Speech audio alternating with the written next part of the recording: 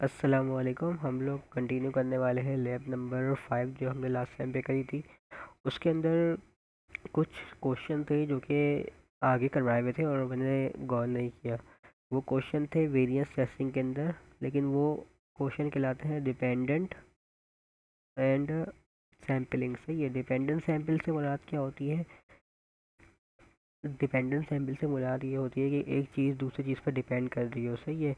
ऐसे कि एक सैम्पल है, लाइक दो हाउसेस हैं, टू हाउसेस हैं, और अगर इसके लोग और इनके लोग एक ही फैमिली से हैं तो ये दोनों एक दूसरे पर डिपेंड कर रहे हैं। लेकिन अगर दो हाउसेस इंडिविजुअल फैमिली के हैं, फैमिली वन और फैमिली टू, तो ये जो होंगे वो इंडिपेंडेंट होंगे एक दूसरे के। सही है।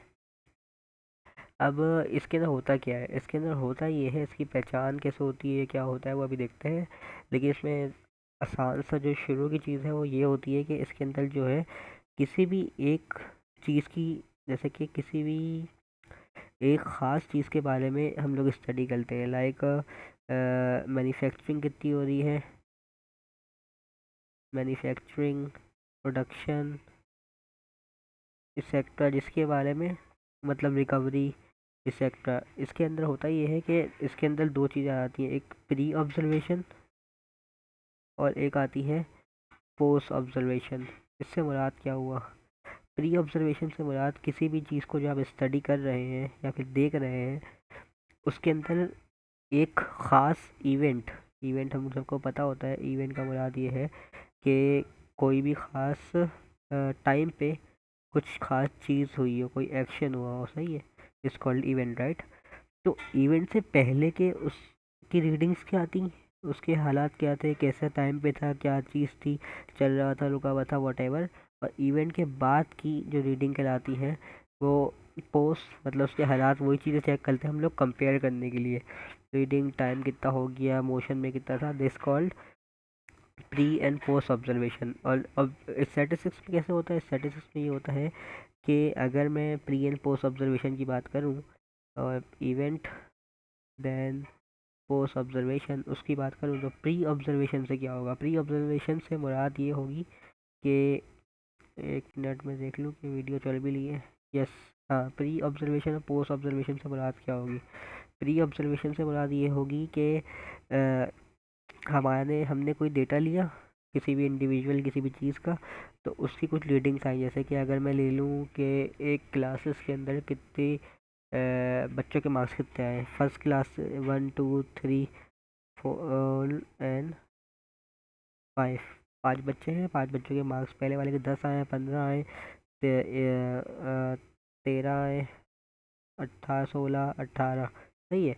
अब हुआ ये कि इन लोगों ने कुछ इवेंट किया, मतलब कि कुछ ना कुछ बीच में गैप आया, गैप के अंदर किसी ने पढ़ाई छोड़ दी, किसी ने नहीं छोड़ी, किसी ने ज़्यादा पढ़ने लग गया, वॉटेवर। ये इवेंट सबके लिए सेम होगा, लेकिन सही है, हम लोग एक ही इवेंट के हिसाब से देखेंगे। जैसे कि अगर मैं बोल रहा हूँ सबके सब ने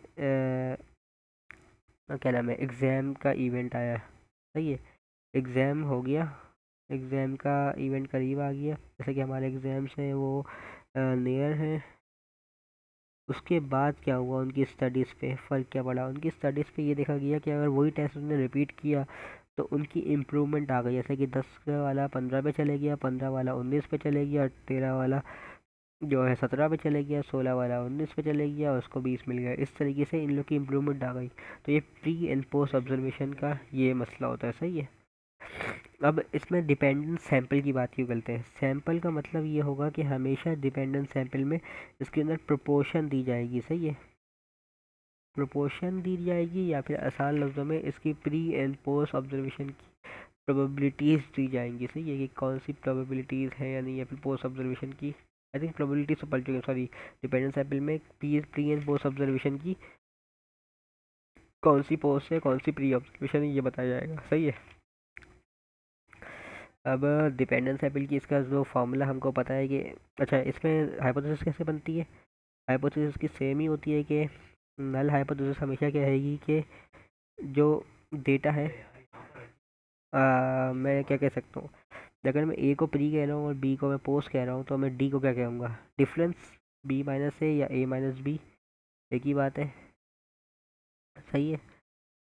तो मैं कहूँगा ये प्री है पोस्ट है और ये डिफरेंस है, तो ये तो इसका जो वो कहलाता है, वो ये कहता है कि जिसका डिफरेंस जो है, मतलब difference observation is equals to difference और ऑब्जर्वेशन नॉट, या फिर is not equal to D not. Difference की बात है, सही है। इसमें ग्रेटर देन लेस देन भी होता है और लेस देन ग्रेटर देन ऐसे ही होता है। इसके अंदर टेस्टिंग कौन सी होती है, जब भी हम लोग जो है इस चीज़ की बात करते हैं डिपेंडेंट है या इंडिपेंडेंट है, हमेशा हम लोग टी टेस्ट इस्तेमाल करते हैं।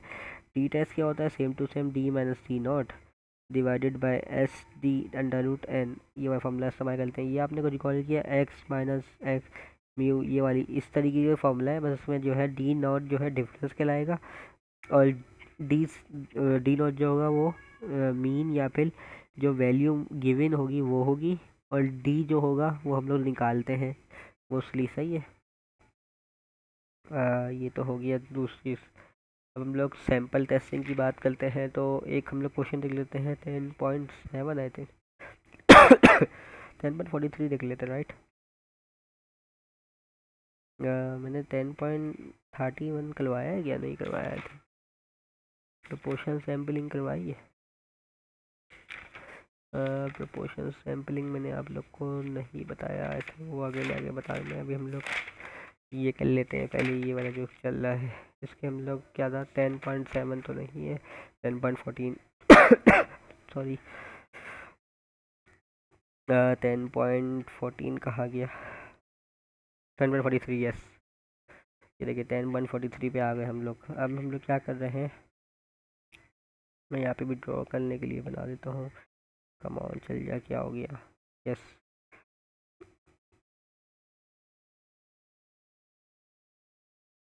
ये रहा यहाँ पे, इसमें दिया हुआ है कुछ डेटा दिया हुआ है 10.43 का।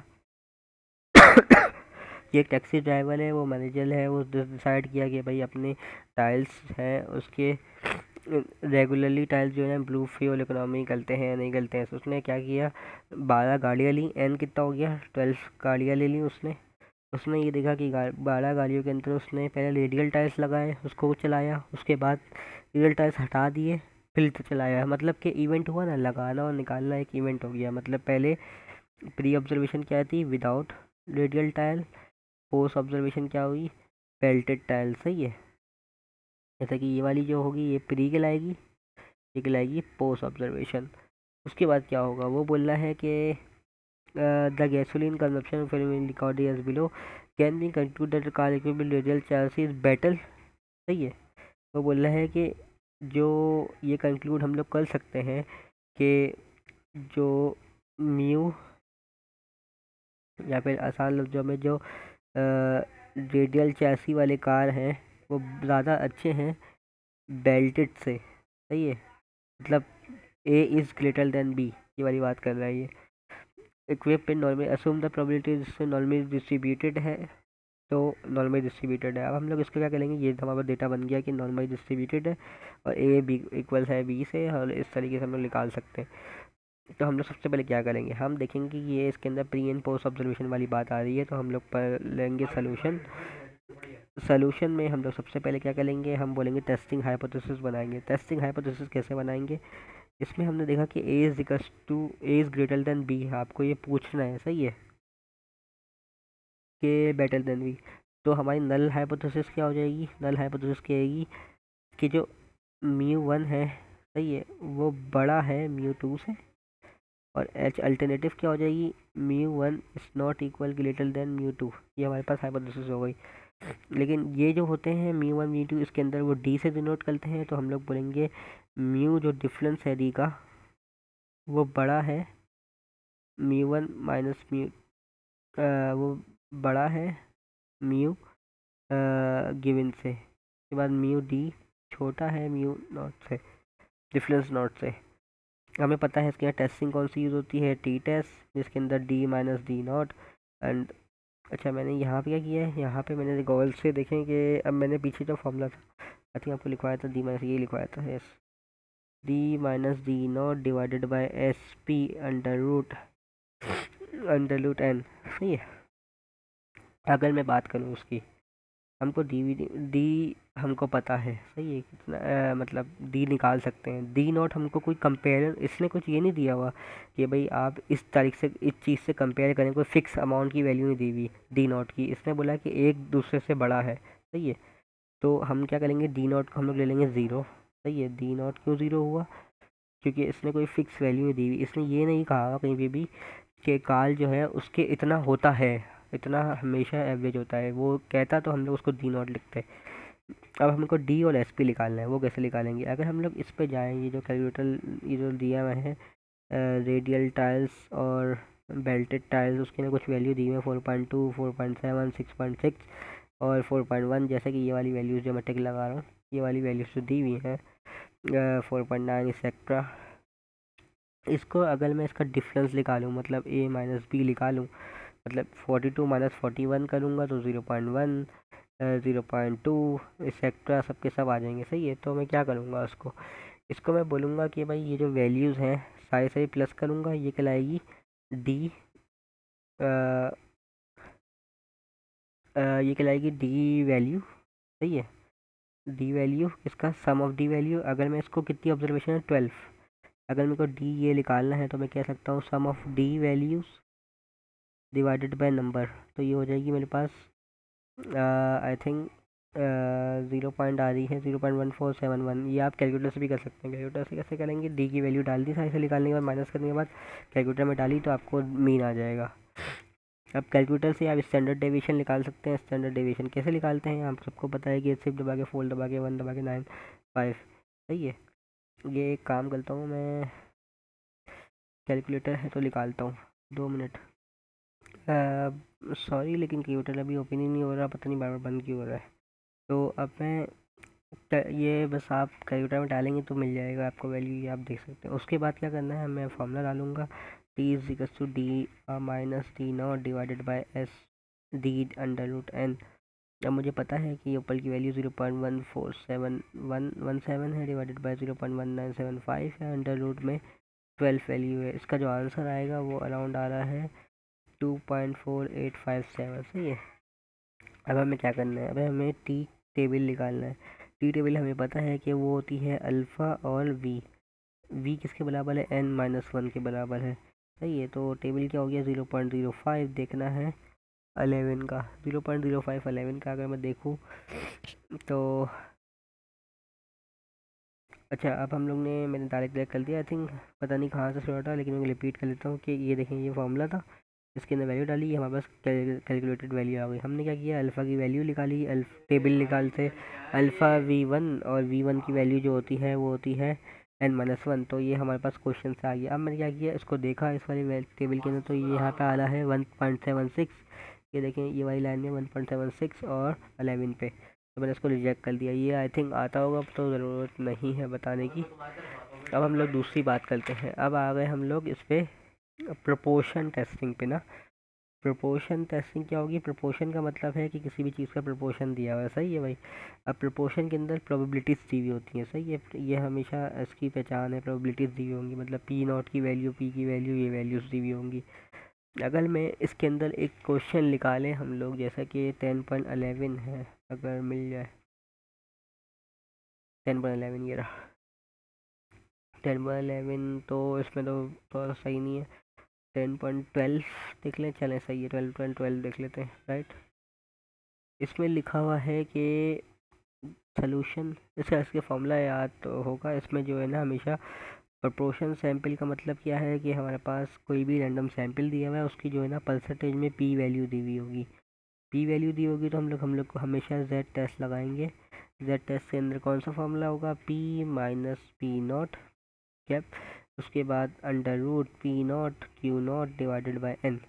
ये सेम फार्मूला है पुराने वाले तरीके का, लेकिन बस ये है कि इसके अंदर म्यू एक्स माइनस, उसमें क्या होता था, उसमें होता था X minus mu divided by under root S P divided by N. ये कुछ ऐसा होता था। अब इसके अंदर इसकी चेंज हो गया है कि प्रोबेबिलिटीज आ गई हैं इसकी जगह पे। अगर मैं बात करूँ इसके अंदर, पहला जो क्वेश्चन है जिसमें लिखा हुआ है 10.12 में लिखा हुआ है रैंडम सैंपल ऑफ 400 बोटल्स, सही है। 400 bottles is centrally selected are asked to favour additional 4% gasoline charges. अभी आप देखें डेटा बनाए, आप डेटा बनाने लग गए। 400 बोटल्स हैं, कुछ लिखे नहीं अभी, सही है। उसके बाद फेवर है एडिशनल 4% गैसोलीन सेल्स। क्या करते हैं वो लोग, फेवर करते हैं कि 4% एडिशनल सेल हुई है गैसोलीन की, सही है।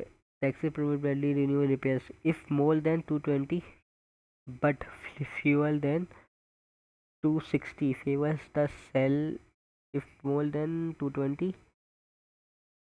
असल में ये एक्सरसाइज अभी छोड़ देंगे, ये मैंने देखा ये डबल वाली है, और इसमें डबल वाली हम लोग आगे जाके करूँगा तो बता दूँगा वापस से। पहले हम लोग 10.25 करते हैं। इसमें क्या है लिखा हुआ है, डेटा बनाते हैं इसका।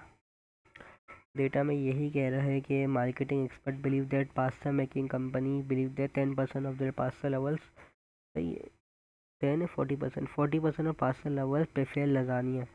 बोल रहा है कि 40% या फिर 0.4 जो है वो लजानिया को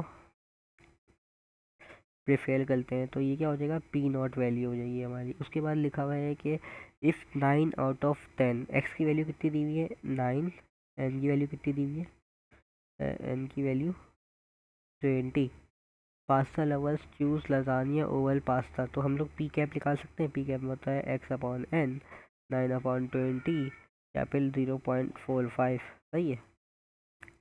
इसकी जगह मैं क्यू नॉट निकाल लूँ, नोट कितना 0.6 होगा, 1 माइनस करके, राइट। उसके बाद क्या लिखा है, what can be concluded about the expect claim, सही है। ये इतना सवाल है, इसका मतलब हम लोग बोल रहे हैं कंक्लूड करें कि क्या होगा, मतलब हमको प्रोबेबिलिटी निकालनी है। अल्फ़ा की वैल्यू क्या दी है 0.05। जैसे ही हमने देखा कि भाई इसके अंदर प्रोबेबिलिटी आंसर क्वेश्चन आ गया, तो हमने फटाफट उठा के इसके अंदर वो वाला टेस्ट लगा दिया, जेड टेस्ट, सही है। सबसे पहले हम लोग टेस्टिंग हाइपोथेसिस बनाएंगे। टेस्टिंग हाइपोथेसिस क्या लिखी है, what can be concluded about that making as per the market expert believe that 10%। अब देखिए क्वेश्चन को पढ़ेंगे वापस से। लिखा हुआ है 40% believe that pasta lover prefer believe that 40% of the pasta lover prefer lasagne and 40% choose lasagne over pasta.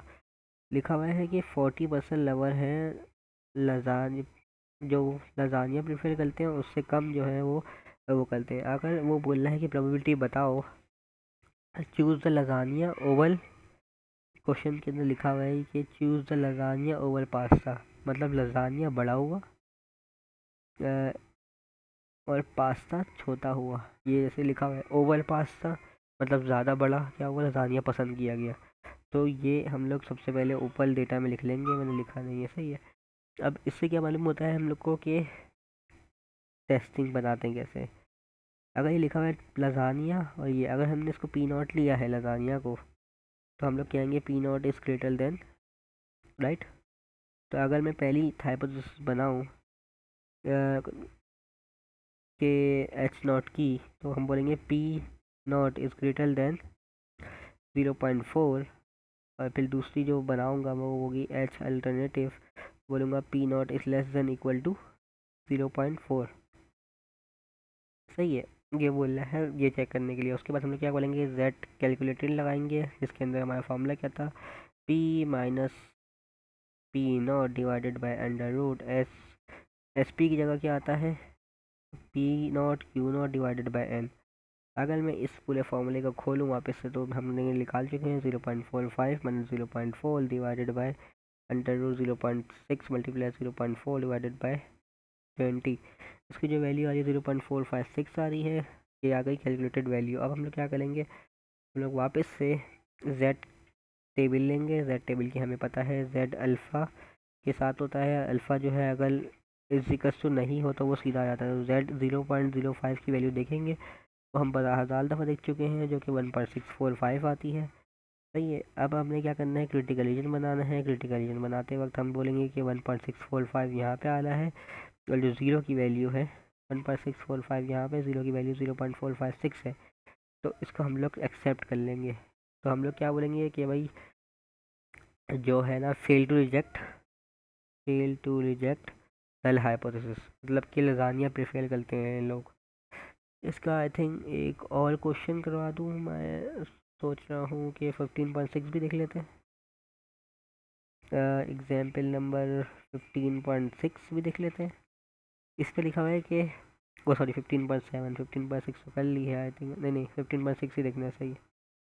15.6 पे लिखा है suppose that in past 40% of adult favour capitalism. In past 40%, हमने बोला सीधा सीधा क्यू नॉट है, P naught. Do we have a reason to believe that the proportion of other favour capitalism today has increase से समझ में आ रहा है कि फेवरेटिज्म मतलब पी नॉट जो है जो बढ़ गई है, सीधा बता रहे हैं पी नॉट बढ़ गई है किससे, एक पी जो वैल्यू है एक्स से या फिर कैप से। अगर अब वो बोल रहा है कि रैंडम सैंपल जो होता है वो 15 का दिया जाए, एन इजिकल टू 15 और 8 उसमें से कैपिटलिज्म पनिशमेंट फेवर कैपिटलिज्म, तो एक्स की जो होगी वैल्यू 8 हो जाएगी। अगर मैं उसकी बात करूँ तो हम लोग उसके पी रेट निकाल सकते हैं 8/15 जो कि आ रहा है 0.533, सही है। अब हमने पी नॉट निकाला हुआ है तो हम लोग क्यू नॉट भी ले सकते हैं इससे, सही है। जब ये चीज़ें निकल गई, हमको पता है कि अल्फ़ा की वैल्यू इसमें 0.05 दिया हुआ है। डेटा बनाएंगे, डेटा के अंदर हम लोग को तो पहले पता था फेवर, कुछ लोग फेवर करते हैं कैपिटलिज्म को, कुछ लोग नहीं करते, तो हम लोग बोलेंगे एच नॉट जो है P not is greater than P, क्या कहते हैं, पी नॉट बोला, P not is greater than 0.4 या फिर P not is less than equal to 0.4, H alternative, सही है। उसके बाद हमको पता है कि जेड टेस्ट लगेगा इसमें हमेशा, जेड टेस्ट के अंदर P cap minus P not divided by under root S Q not P not divided by N. अगर मैं एन की बात करूँ उसमें तो 0.533 minus 0.40 divided by under root 0.4 times 0.6 और 15 एन की वैल्यू। इसको मैं सॉल्व करूँगा तो मेरे पास आंसर आएगा 1.05। और अगर मैं जेड टेबल से निकालूँ, जेड टेबल से निकालूंगा तो जेड अल्फ़ा जो है वो कितना है, जेड 0.05 हम लोग निकाल चुके हैं, 1.645 है वो। क्रिटिकल रीजन वापस से बनाऊंगा मैं, क्रिटिकल रीजन यहाँ पे बनेगा और इसकी वैल्यू यहाँ पे आएगी, तो हम लोग इसको फेल टू रिजेक्ट कर लेंगे वापस से। इस तरीके की क्वेश्चन है, सही है। तो हम लोग दूसरा क्वेश्चन करते हैं जिसके अंदर टू प्रोबेबिलिटीज़ होती हैं, सही है। अगर मैं बात करूँ एग्जाम्पल नंबर 10.63 की, तो 10.63 में क्या है, डेटा बनाएंगे। इसका डेटा में लिखा हुआ है कि study to estimate the total proportion of resident city subscribers to favour of construction of ड्यूरियम प्लांट। सही भाई, फेवर करते हैं या नहीं करते ये वाली बात कर रहा है इसमें। It is a study to estimate the proportion of resident in a certain area and is sculpts who favor the construction of nuclear plant is found to be, जो फेवर करते हैं,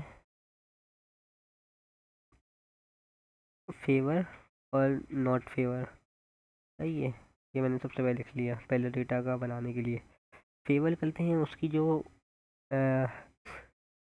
इस फाउंड टू बी 63 ये आ गया x, और उसके बाद लिखा हुआ है N1 जो कि सैम्पल है 100। Urban region favour construction while only 59 X और N जो है 125 रेजिडेंट्स आर इन फेवर, सही है भाई। फेवर नॉट फेवर मतलब अर्बन के फेवर और रेजिडेंट उसके फेवर, दोनों फेवर ही हैं, बस रेजिडेंट का ही है। Is there significant difference between the proportion of urban and suburban residents who favor construction of the nuclear plant।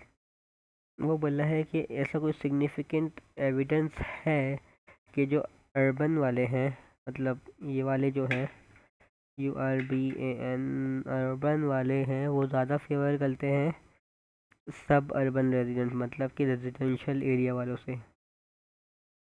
इसमें कोई एविडेंस है इस बात में, ये प्रूफ करने का बोल रहा है वो। एविडेंस का क्या है, प्रूफ करने का।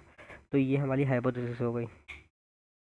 अगर मैं इसका हाइपोथेसिस टेस्टिंग बनाऊँ तो पहला क्या होगा, मैं नल हाइपोथेसिस लूँगा, अर्बन एरियाज़ के फेवर करते हैं, या फिर आसान लफ्ज़ों में P1 लोग ज़्यादा हैं P2 से फेवर में, सही है। और दूसरा क्या बोलूँगा, H2 क्या बोलूँगा, P1 is less then P2। सही है।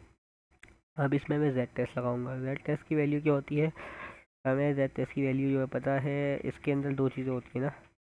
सबसे पहले हम लोग को पता है कि इसके अंदर Z टेस्ट लगेगा, लेकिन Z टेस्ट इसके अंदर फॉर्मूला ये होता है, Z is equal to P1 cap minus P2 cap divided by under root P cap Q cap 1 minus N1 plus 1 minus N2, वो सॉरी 1 अपॉन N2। अब हमें ये तो पता है, ये भी पता है, लेकिन हमें ये नहीं पता P कैप। सही है। अगर हमको P कैप कैसे निकालते हैं, P कैप का फॉर्मूला ये कहता है कि, अच्छा पी कैप, पी पहले मैं बोलता हूँ P1 और P2 कैसे निकालते हैं। पहले ऊपर चले हल्का सा, चल जा यार, क्या हो गया, यस। P1 कैप कैसे निकालूंगा, 63 डिवाइडेड बाई 100। P2 कैप कैसे निकालूंगा, 59 डिवाइडेड बाई 125। तो पहला P1 कैप आ गया 0.63 और ये आ गया 0.472। सही है। अब मैं निकालूंगा P कैप। P कैप का मतलब क्या है, दोनों का कैप है, तो x1 plus x2 divided by n1 plus n2। समझ में आया, दोनों को P मतलब P1 प्लस P2 कर दिया सीधा सीधा, आसान लफ्ज़ों में हमने एक साथ। P1 कैप और P2 कैप, तो कितना हो जाएगा, P1 कैप और P2 कैप का टोटल आ गया, ये आ गया 68 प्लस 59 डिवाइडेड बाई 100 प्लस 125, ये आ जाएगा 0.542। सही है। अब मैं इसका क्यू निकाल सकता हूँ, तो वो आ जाएगा 0.4577। कैसे, P माइनस क्यू करके। सही है, 1 माइनस क्यू करके। अब मेरे को क्या करना है, अब मेरे को फॉर्मूले में डालना है Z टेस्ट के। P1 जो था मेरे पास कितना था 0.63, P2 कितना 0.472, डिवाइड करूँगा अंडर रूट में 0.547 मल्टीप्लाई बाय 0.457 और 0.542 है और 0.547 है, फिर ब्रैकेट में 1/100 प्लस 1/125। सही है। इसको मैं कैलकुलेटर में डालूंगा तो मेरे पास आंसर आ जाएगा 2.36।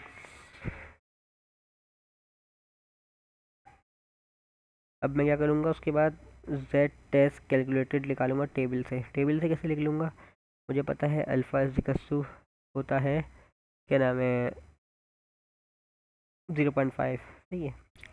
तो अगर मैं इसकी बात करूँ ग्रेटर देन इक्वल टू, तो इसके अंदर हम लोग कह सकते हैं कि 0.5 Z alpha is equal to 0, ये आ जाएगा आई थिंक 1 पॉइंट, पिछले भी हमने निकाल चुके हैं 1.645। राइट। क्रिटिकल रीजन बनाऊंगा मैं, क्रिटिकल रीजन उसी तरीके से बनाऊंगा 1.645 और उसकी वैल्यू आई है 2.36, तो ये फेल्ड हो जाएगा, रिजेक्ट, वो सॉरी मतलब रिजेक्ट हो जाएगा, आसान लफ्ज़ों में रिजेक्ट हो जाएगा। इसी तरीके से दूसरा एक और क्वेश्चन देख लेते हैं, लास्ट 16.43। उसके बाद हम लोग आगे चलेंगे दूसरी लैब पे। दूसरा क्वेश्चन है, डेटा बनाते हैं इसका। डेटा ये कह रहा है, in study of fertilisation fertility of married women conducted by so and so two groups of childless wives age 25 और 20। ये तो बस ऐसे ही डेटा दिया है अभी तक। बस सिलेक्टेड लेमना इवेंचुअली फला फला दो less than 2 years so and so. अगर मैं इसकी बात करता रहूँ तो ये बिल्कुल सही जा रही है। और ये सपोज़, अब इसने डेटा दे दिया, सपोज दैट 240 आउट ऑफ 300, पहली का दे दिया, तो वो दे रहा है P1 के लिए, P1 पहले N1 लिखते हैं, N1 दे रहा है X1 N1, X1 कितना दे रहा है 240, 300 वाइफ्स जो कि लेस देन 2 ईयर्स से मैरी थी। और उसके बाद दे रहा है X2 जो दे रहा है वो दे रहा है 288 आउट ऑफ 400 वाइफ्स थी जो 5 ईयर्स से मैरिज थी। सही है। ये देखें 240 आउट ऑफ ये 5 ईयर्स और इसका 2 ईयर्स। सही है। उसके बाद लिखा हुआ है, can we conclude that proportion of wife married less than who plan to have children is significantly higher. मतलब बोल रहा है कि 2 ईयर्स वाले बहुत ज़्यादा हैं 5 ईयर वाले से, ये उसने क्वेश्चन में बोला है। सही है। तो हम लोग क्या करेंगे, 2 एल्स वाले बहुत ज़्यादा हैं और हायर फिल इन प्रोपोर्शन मेरी इज़ 5, बस उसका पी वैल्यू निकालने के वैल्यू उसके करना है। टेस्टिंग हाइपोथेसिस कैसे बनाएंगे, सबसे पहले P1 निकालते हैं कैप 240 डिवाइड बाई 300। तो अब हम लोग क्या करेंगे, इसके ना P1 निकाल लिया हमने जो कि इसका आ रहा है 0.8। हमने पी कैप दूसरे का निकाल लिया जो कि हमारे पास कैसे आएगा 288 डिवाइड बाई 400 जो हमारे पास आ रहा है 0.72। सही है। अब हमें पता है कि हमें जो है पी कैप भी निकालना पड़ेगा। पी कैप का मतलब क्या है, पहले हाइपोथेसिस बना चले, टेस्टिंग बनाते पहले। जब हमने टेस्टिंग बनाई, टेस्टिंग में हमें क्या पूछा गया था, वो बोलने हैं कि 2 एयर्स वाली बड़े हैं 5 एयर्स से। तो मैं क्या लिखूँगा इसके अंदर, नल हाइपोथेसिस के P1 is greater then P2। सही है। एच अल्टरनेटिव में लिखूँगा P1 इज़ लेस देन और इक्वल टू P2। ये हमारा हाइपोथेसिस बन गई। अब अगली दफ़ा हम लोग क्या करेंगे इसके अंदर, अच्छा उसके बाद क्या करेंगे हम लोग को पता है इसके अंदर जेड टेस्ट यूज़ होगा। जेड टेस्ट के अंदर क्या होता है, P1 cap minus P2 cap under root P cap Q cap 1/n1 plus 1/n2। लेकिन अब हमें देखेंगे कि इसके अंदर हम लोग को पी कैप पता नहीं है, तो पी कैप निकालने के लिए मैंने पहले बताया था कि x1 plus x2 divided by n1 plus n2। अगर मैं सबको प्लस करूँ तो 240 प्लस 288 डिवाइडेड बाई 300 प्लस 400। इसका जो आंसर आ रहा है पी कैप का वो आ रहा है 0.754। और क्यू कैसे निकालूंगा, 1 माइनस कर दूंगा तो आ जाएगा 0.457। सही है। अब मैं क्या करता हूँ, अब मैं इसके अंदर फॉर्मूला डाल देता हूँ, जैसे कि पी कैप की वैल्यू जो मेरे पास आई थी वो कितनी है, कहाँ गया, हेलो सॉरी देखता हूँ, यस पी कैप की वैल्यू 0.8 है और उसकी है 0.72। सही है। तो 0.8 माइनस 0.72 अंडर रूट 0.754 टाइम 0.2457 1/, कितना है n1 कितना था हमारे पास, तो 300 और प्लस 1/400। इसको मैं कैलकुलेटर से करूँगा तो मेरे पास आला है 2.44 आंसर। अब मैं क्या करूँगा, अब मैं बनाऊँगा सर क्रिटिकल रीजन और टेबल से कैलकुलेट करूँगा, अल्फ़ा की बात करूँगा, अल्फ़ा जो है डिवाइड बाई 2 नहीं होगा, तो मेरे पास 1.645 आ गया, ये टेबल वैल्यू है। क्रिटिकल रीजन बनाऊँगा, क्रिटिकल रीजन बनाते वक्त मैंने 1.45 लिखा और यहाँ पे 2.4 तो ये रिजेक्ट हो गया। तो ये इस तरीके से ये वाले क्वेश्चन सॉल्व हो जाते हैं। बाकी अब मैं हम लोग लैब नंबर 6 करेंगे नेक्स्ट वीडियो के लिए। सही है, नेक्स्ट वीडियो के लैब नंबर 6 और फिर उसके बाद हम लोग आई थिंक आज हो जाएगी सारी की सारी लैब्स। चलें, अल्लाह हाफिज़।